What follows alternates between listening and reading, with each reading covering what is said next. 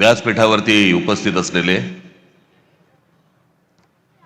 शिवसेना पक्षप्रमुख श्री उद्धव ठाकरे,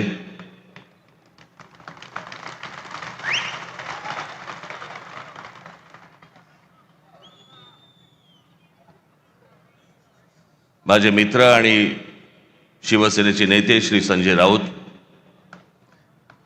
इतर सर्व मान्यवर आणि माया जमलेल्या सर्व तमाम मराठी बांधवांनो, भगिनींनो आणि मातांनो,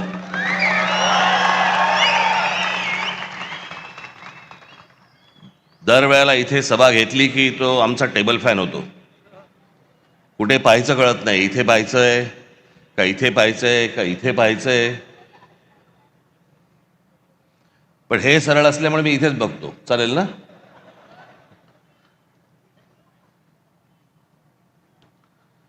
आज निवडणूक एका शेवटच्या टप्प्यावरती येऊन ठेपलेली आहे. कालची सभा ही मुंबईची होती, आजची सभा ही ठाण्याची आहे. उद्या सायंकाळी 5 वाजता सगळा प्रचार थांबेल, संपेल आणि मग सरकारकडनं घराघरात पैसे वाटायला सुरुवात होईल. ती आधी झाली आहे सुरुवात. भारतीय जनता पक्षाचे लोक पैसे वाटतायत आणि शिंदेचे लोक पकडतायत. काय चालू आहे सरकारात तेच कळत नाही.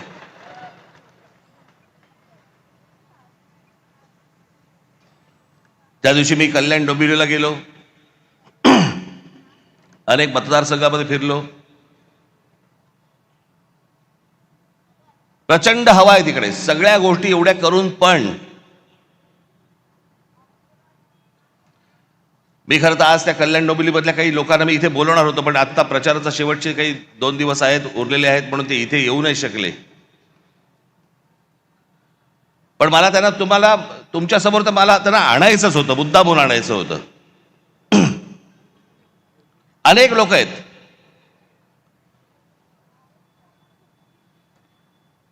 आज घराघरामध्ये 5-5 हजार रुपये वाटतात मतांसाठी. मला समजत नाही या लोकांचं. एका बाजूला म्हणतात आम्ही विकास केलाय आणि दुसऱ्या बाजूला पैसे वाटतात आणि म्हणतात मतदान करा. मग विकास काय केलात?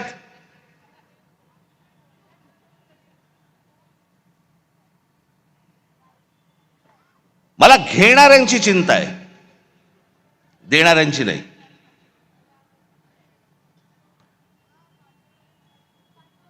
आपण 5-5 हजार रुपयामध्ये आपल्या मुलांना, आपल्या मुलीला आपण काय सांगतोय, आपण काय शिकवतोय? ते उद्या ज्यावेळेला समाजात जाणार त्यावेळेला ते काय म्हणणार? माझा बाप विकला गेला, माझी आई विकली गेली, माझ्या वडिलांनी आणि माझ्या आईने पैशासाठी मत विकलं. उद्या ती मुलं असतील, त्या मुलं मुलींचे त्यांचे कोणीतरी मित्रपरिवार असेल, ते काय म्हणतील की अरे ह्यांच्या आई वडिलांनी मत विकलं, हे विकले गेले. विकले जातात. त्या कल्याण डोंबिवलीमध्ये बाजार, गुलामांचा बाजार असायचा ना पूर्वी. गुलामांचा बाजार मांडलेला असायचा, तसा गुलामांचा बाजार मांडला होता. महाराष्ट्रामध्ये 66 ठिकाणी पैसे देऊन, पैसे वाटून फॉर्म माघारी घ्यायला लावले.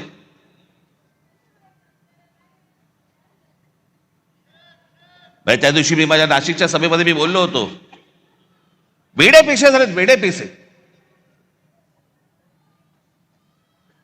त्या दिवशी एका ठिकाणी तर कोणी त्या एका माणसाने ते काय स्क्रुटिनी असते, समोरच्याचा एबी फॉर्म गिळून टाकला. बरं दिवस नव्हता, एखाद दिवस मिळाला असं दुसऱ्याशी वाट तरी बघता आली असती.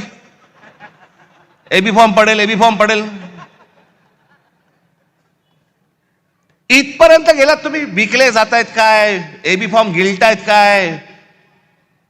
त्या सोलापूरला एखादा खून झाला आमच्या माणसाचा, आमच्या विद्यार्थी सेनेचा, तो तिथला शहर अध्यक्ष होता, त्याचा खून केला फॉर्म मागे घेण्यासाठी. म्हणून इथपर्यंत सरकार चाललंय. पोलीस हताश, कोर्टाकडे तर बघायलाच नको. हे कोणतं राज्य आहे? बिनधास्त सगळ्या गोष्टी सुरू आहेत. मला ती, म्हणून मी मगाशी म्हटलं ना, मला ती माणसं आणायची होती, ती त्या प्रचारामध्ये बिचारे गुंतलेत, त्याच्यामुळे मला इथे त्यांना बोलवता नाही आलं. 5-5 हजाराला मतं विकतायत. मी फक्त 2-3 माणसांची फक्त तुमच्यासमोर नावं घेतो, बाकीची तर आता येतील.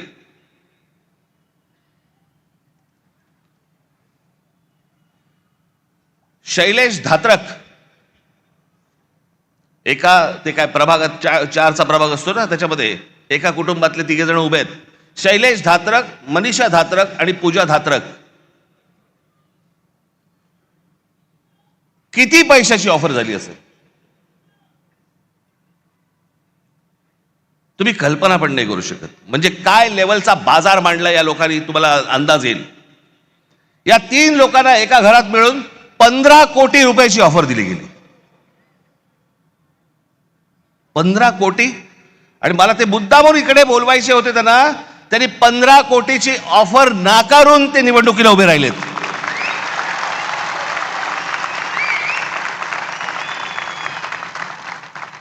पंधरा कोटी रुपयाची ऑफर नाकारणारे कुठे आणि 5-5 हजार रुपयामध्ये मतं विकणारे कुठे. दुसरा मुलगी सौ राजश्री नाईक, कितीची ऑफर झाली? 5 कोटी रुपयाची. कुठे आहेत? या इकडे, या इकडे.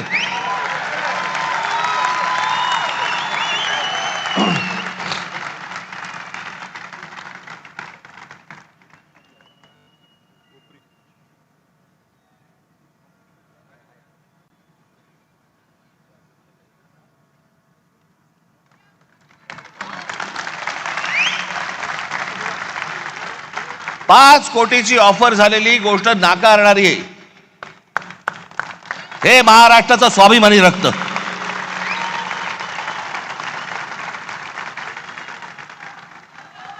बसा ताई.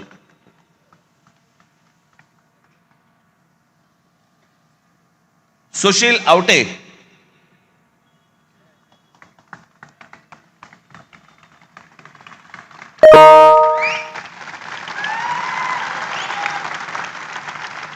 एक कोटी रुपयाची ऑफर झाली, नाकारले. अजून बरेच जण आहेत.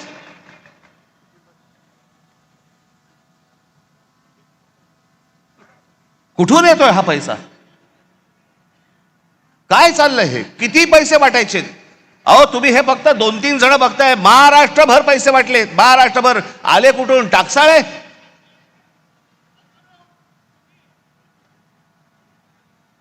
कोणाला 5 कोटी, कोणाला 10 कोटी, कोणाला 15 कोटी, कोणाला 1 कोटी, 2 कोटी. काय बघायलाच नको. ही कोणती महाराष्ट्रातील निवडणूक आहे? अहो इतकी वर्ष ह्या निवडणुका आम्ही बघतोय, अशी निवडणूक नाही पाहिली.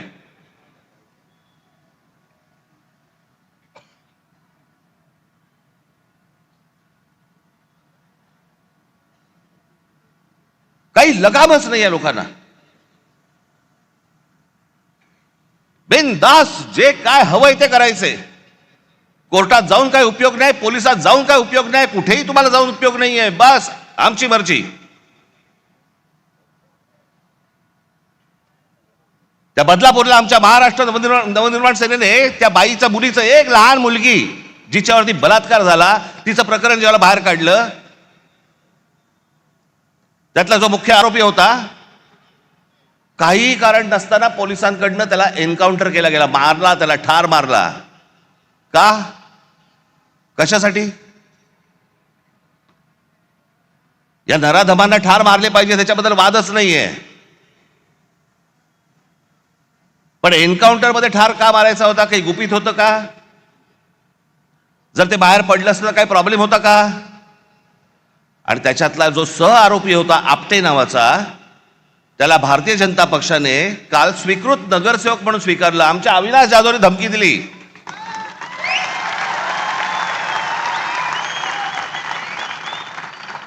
की बदलापूरमध्ये आम्ही मोर्चा काढतो म्हटल्यानंतर त्या स्वतःहून माणसाने त्याचा राजीनामा दिला. नको मला स्वीकृत. हिम्मत कशी होते यांची द्यायची? एका लहान मुलीच्या बलात्काराच्या प्रकरणामध्ये सह आरोपी असलेल्या माणसाला स्वीकृत नगरसेवक पद देण्याची यांची हिम्मत कशी होते? याचं कारण तुम्हाला गृहीत धरलेलं आहे. कोण तुम्ही? कोण आहात तुम्ही? आलात की 5,000 रुपये तोंडावर फेकू आणि तुम्हाला विकत घेऊ. ही आली कुठून हिंमत?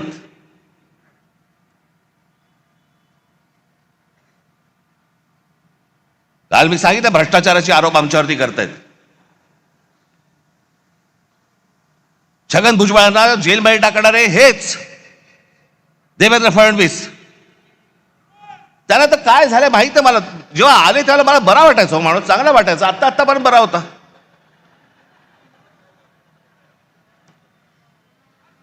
काल मी जो बोललो ना, ती रसमलाई आली होती, तो सांगतोय की मुंबईचा आणि महाराष्ट्राचा काही संबंध नाहीये. हे स्वतः सांगतोय आणि फडणवीस म्हणतात नाही तो असं काही बोललाच नाही. त्याचा तो अर्थच होत नाही म्हणे. मला असं वाटायचं की फडणवीसांना इंग्रजी कळतं.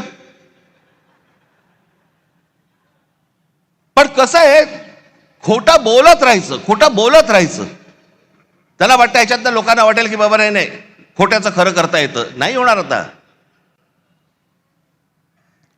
मला आत्ताच सकाळी कोणीतरी त्याची एक क्लिप पाठवली. लावर येतोय.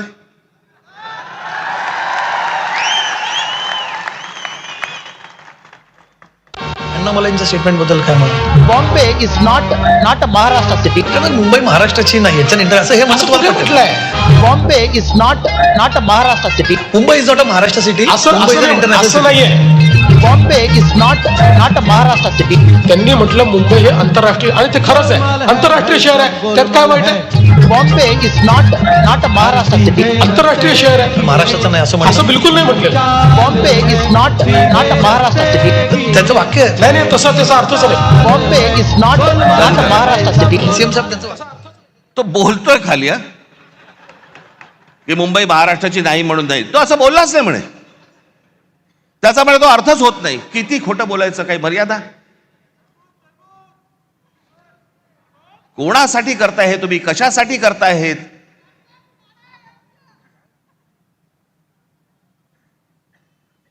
पण मी काल म्हटलं ना, हे फक्त हातावर बसलेले ससाणे होतो. जाऊन फक्त पक्षी मारून आणणे. पक्षी ससाणा हा फक्त पक्षी मारून आणतो. स्वकीयांचेच फक्त घात करायचे त्यांना. आमचीच लोक आमची वाट लावतायत. आमचीच लोक आमच्या महाराष्ट्राची वाट लावतायत. काल मी त्या गौतम अडाणीचं प्रकरण काढलं. काय मिरच्या झोंबल्या.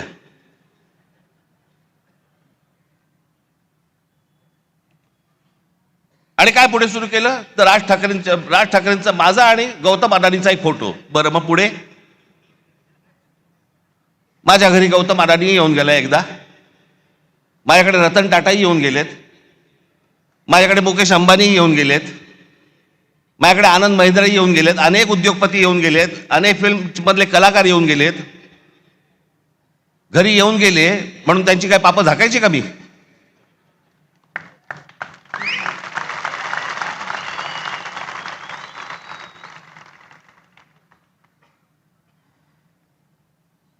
मी काल जे तुम्हाला दाखवलं हे इतकं भयानक आहे, इतकं भीषण आहे. ते जे फोटो दाखवतात कधी 2-3 वर्षापूर्वीचा काहीतरी फोटो दाखवत आहेत, तो जेव्हा घरी आले होते. आता घरी आल्यावरती काय हाकलून देऊ?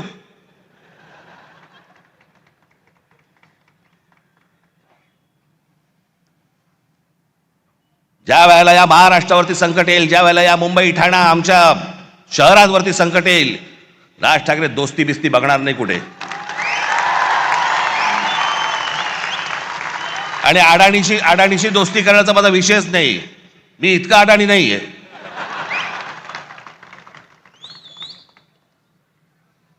पण ते काल जे मी तुम्हाला दाखवलं त्याचं गांभीर्य नीट समजून घ्या.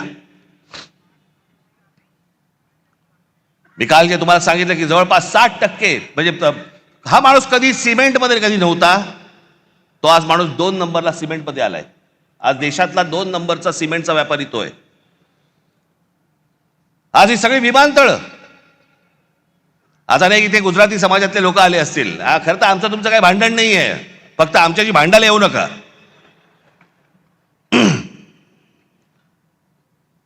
हे जे डाव रचतायत याच्या विरोधात खरं तर इथला गुजराती समाजाने उभं राहिलं पाहिजे त्यांच्या विरोधात.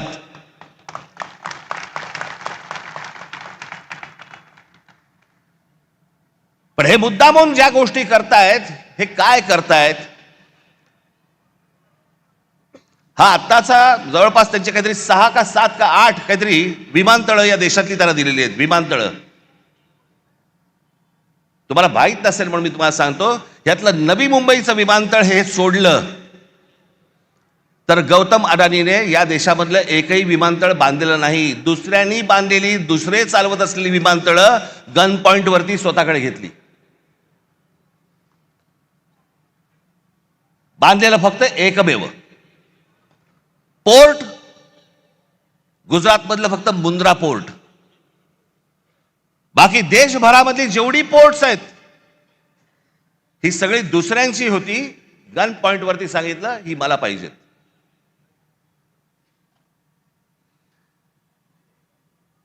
एक इथलं विमानतळ, एक पोर्ट सोडून या माणसाचं स्वतःचं काही नव्हतं. फक्त केंद्राचा दबाव, नरेंद्र मोदींचं नाव, या एका गोष्टीवरती हा माणूस अख्ख्या देशभर पसरत गेला आहे.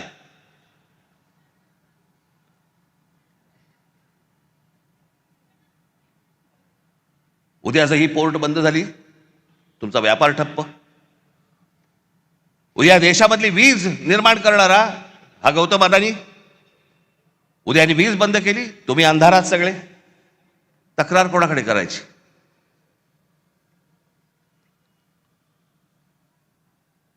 आत्ता 1-2 महिन्यापूर्वीची गोष्ट असेल, महिन्याभरापूर्वीची गोष्ट असेल. तुम्ही जर विसरला नसाल तर तुम्हाला आठवण करून देतो, पण विसरला नसाल कदाचित, हा देश पण विसरला नसेल. इंडिगोच्या विमानामध्ये स्ट्राईक झाला, आत्ता कळलं तुम्हाला? होता ना आत्ता इंडिगोची विमान बंद होती. या इंडिगोच्या मालकाला या एव्हिएशन मधली म्हणजे हवाई वाहतुकीमधली 65% हवाई वाहतूक, या देशाची 65% हवाई वाहतूक ही इंडिगोकडे दिलेली आहे. त्यांनी स्ट्राईक केला, त्यांनी बंद केलं, कारण काही नाही दिली. आणि एके दिवशी त्या इंडिगोच्या मालकाने ही सगळी विमानं बंद केल्यावरती अख्खा देश ठप्प झाला. सगळी विमानतळ भरून माणसं वाहतायत, लहान लहान मुलं तडफडतायत, त्यांच्या आयांना कळत नाही काय करायचंय, विमान उडत नाहीये. खाण्यापिण्याचे बांधे खरं तर विमान कंपनीने द्यायला पाहिजे, तेही नाही, पाणी नाही, काही नाही, काही नाही. देश अख्खा ठप्प. एक विमान कंपनी तुमचा देश ठप्प करू शकते. आज अदानीच्या हातामध्ये सिमेंट आहे, आज अदानीच्या हातामध्ये वीज आहे, अदानीच्या हातामध्ये विमानतळ आहेत, अदानीच्या हातामध्ये पोर्ट्स आहेत.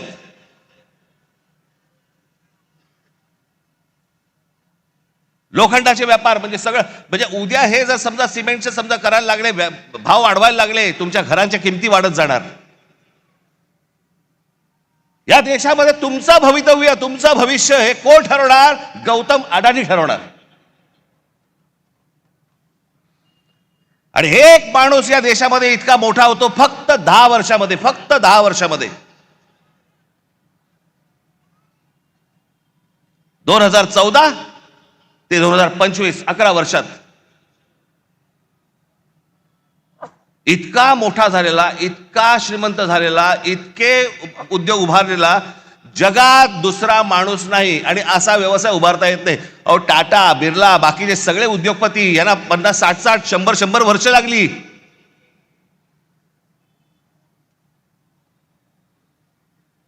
मी काल महाराष्ट्राचा नकाशा दाखवला, त्याच्यामध्ये सगळं दाखवलं की महाराष्ट्रामध्ये कशा प्रकारच्या गोष्टी होत आहेत.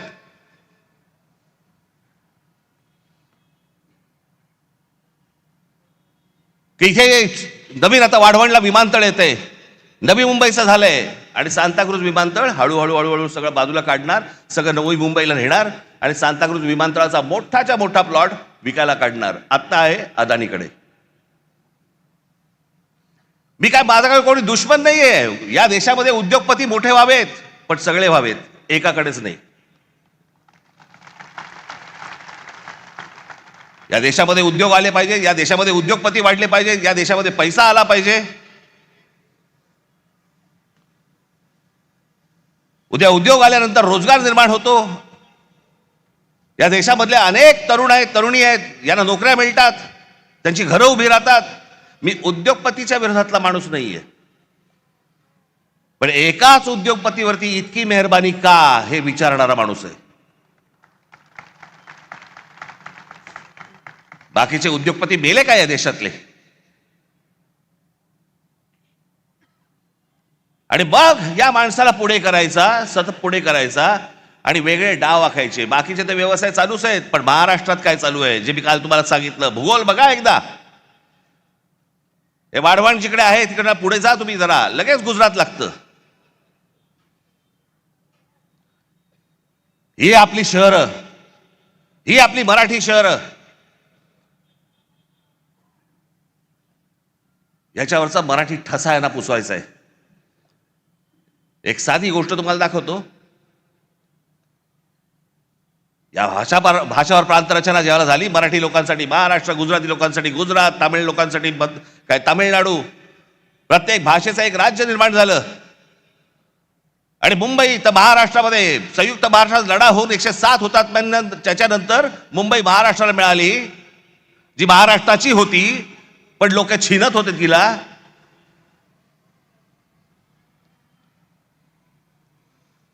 प्रत्येक राज्याची एक स्वतःची एक संस्कृती असते, प्रत्येकाची एक भाषा असते, प्रत्येकाचा एक स्वाभिमान असतो. आमच्या स्वाभिमानाला तुम्ही दख लावताय.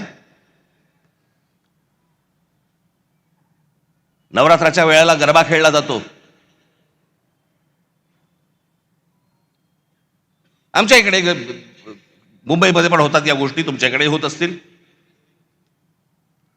अनेक आपले लोक, काय प्रत्येक जण गुजराती नसतो, आपले लोक अनेक जण जातात, गरबा खेळतात. अनेक महिला असतात, त्यांना गरबा आवडतो, खेळतात. चांगली गोष्ट आहे, वाईट काहीच नाहीये. पण तो आनंदाचा एक सणाचा विषय आहे.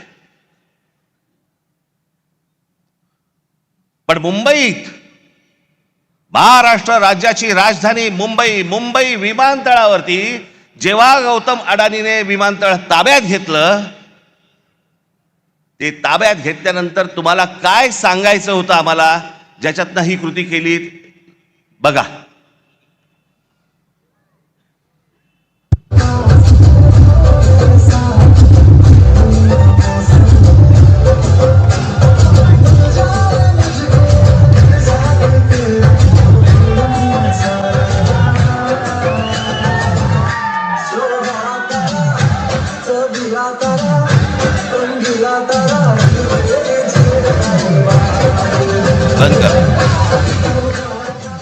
मुंबई विमानतळावरती गरबा केला.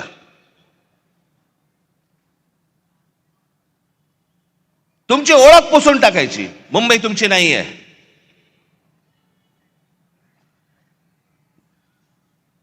गणपतीमध्ये ढोल लेझिम वाजवलेत का?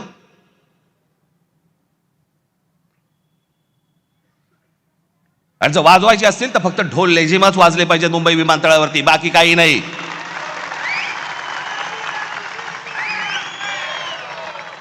ही मुंबई आहे, ही मराठी माणसाची आहे. हा महाराष्ट्र, हे ठाणं, हे मराठी माणसाचं आहे.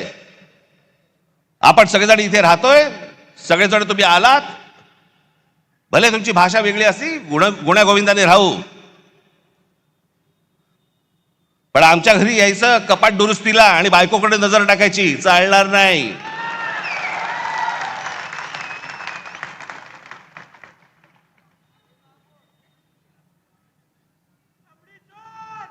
काय बेभानपणा सुरू आता इथे तुमच्या घोडबंदरला. या घोडबंदरला इथे नॅशनल पार्क मध्ये, ही लोकसत्तामध्ये आलेली बातमी आहे. लोकसत्तामध्ये 1000 एकर जमीन जंगलाची, जंगल आहे, डेन्स फॉरेस्ट, घनदाट जंगल, त्याची 1000 एकर जमीन ही एका उद्योजकाला विकतायत. जंगल काढून टाकतायत, झाडं तोडून टाकतायत. आता बरं वाटलं मला की गणेश नाईकांनी सांगितलं मी हे होऊ देणार नाही. आनंदाची गोष्ट आहे ती. पण मला कळलंय हे कोणाला करायचंय? एकनाथ शिंदेना करायचंय. त्यांच्या कुठे ओळखीचे आहेत.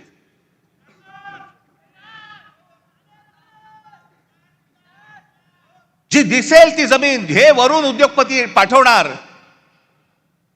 वरून हे सांगणार की या उद्योगपतीला ही जमीन देऊन टाका. आमचं ताडोबाचं जंगल आज इतके तिकडे सगळं इतकं मोठं जंगल, तिकडे आमचे चांगले वाघ बेग सगळे सगळे वन्य प्राणी फिरतायत. त्या ताडोबाची जमीन खाणींना देऊन टाकली. कोणतरी एक वरून उद्योगपती आला, इथे खाली त्यांना सांगितलं सह्या करून द्या, विषय संपला. एन्व्हायरमेंट वर गेलं तेल लावत. ताडोबाची जमीन तिकडची एक खाणीला देऊन टाकली. इकडची जंगलाची जमीन देऊन टाकली. इकडे बंदर देऊन टाकलं, इथे तुमचं विमानतळ देऊन टाकलं, इथे तुमची आता ते काय डम्पिंग ग्राउंड देऊन टाकलं. ती जिथे गौतम अडाणी बघेल ही जमीन मला पाहिजे, घेऊन जा. एकाच माणसाला एवढी मेहरबानी का चालू आहे? असं काय तो माणूस देतोय? याचं कारण ह्यांचा जो आज ते विळखा आखतायत ना, जो मुंबई, ठाणा, कल्याण, डोंबिवली ही सगळी शहरं ही सगळी गुजरातला मिळवायची. खास करून मुंबईवरती लक्ष आहे, पण ठाणा, कल्याण, डोंबिवली, पालघर, बिलघर ह्या सगळ्या गोष्टी ह्यांच्या हातात आल्याशिवाय यांना मुंबईला हात घालता येणार नाही, कारण भौगोलिक दृष्ट्या जमत नाहीये. म्हणून हे सगळे प्लान सुरू आहेत. त्याच्यासाठी ह्या सगळ्या गोष्टी सुरू आहेत. आपण या गोष्टींचा नीट विचार केला पाहिजे. ही निवडणूक कशासाठीची निवडणूक आहे ती? ठाणे शहरामध्ये अनेक प्रश्न आहेत. जसे जसे लोक बदा येत आहेत, बाहेरून येत आहेत, या आमच्या शहरांची लोकसंख्या वाढते, तसे प्रश्नही गहन होत आहेत. काल परवाकडे मी इथे ठाण्यामध्ये फिरताना मला इतकं वाईट वाटलं. 2 रस्त्यांच्या मध्ये एक कठडा होता. त्या कठड्यांवरती माझ्या काही माता भगिनी संध्याकाळच्या फक्त गप्पा मारायला बसल्या होत्या. रस्त्यांच्या मध्ये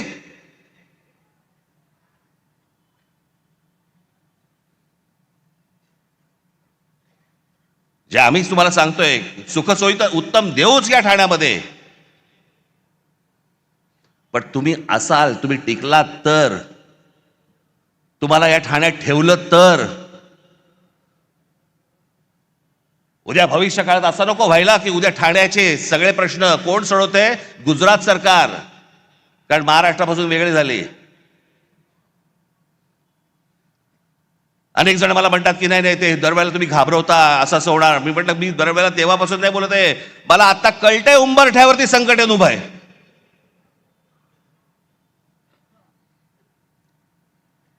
कोणत्याही क्षणी तुमच्या दरवाज्यावरती टकटक होईल. आज जर गाफील राहिलात कायमचे फसाल. कारण केंद्र हातामध्ये, राज्य हातामध्ये, उद्या या महानगरपालिका पण हातामध्ये गेल्या त्यांच्या, तर काय विचारायलाच नको. कोणाकडे जाणार तुम्ही? कोणाकडे तक्रार करणार? आणि मग एकदा हातातनं गेलं की परत येत नाही, ते परत येणार नाही. म्हणून आज ही ती वेळ आहे. आपलं ठाणं, कल्याण, डोंबिवली, मीरा भाईंदर, सगळ्या ठाणं तर उत्तम करूच करू. उद्धव स्वतः आपल्याला सांगतीलच, त्यांच्या भाषणामधून अनेक गोष्टी सांगतील. ठाणं तर उत्तम करूच करू, पण पहिला स्वाभिमान, पहिला मराठी ठसा, हे ठाणं आपलं आहे. हे ठाणं टिकवणं, यांनी जो आराखडा आखलेला आहे तो सगळा उद्ध्वस्त करणं हे तुमच्या हातामध्ये आहे. नाही तर उद्या आमच्या पोलीस खात्यामध्ये देखील या बाहेरच्या राज्यांमधली लोक भरली जाणार. आमच्या महानगरपालिकांमध्ये देखील बाहेरच्या राज्यातली लोक भरली जाणार. हे काही कमी करणार नाहीत या गोष्टीला. कोण तुम्ही, कोण आहात? तुम्हाला गृहीत धरलेलं आहे, तुमची किंमतच नाही या लोकांना मुळात.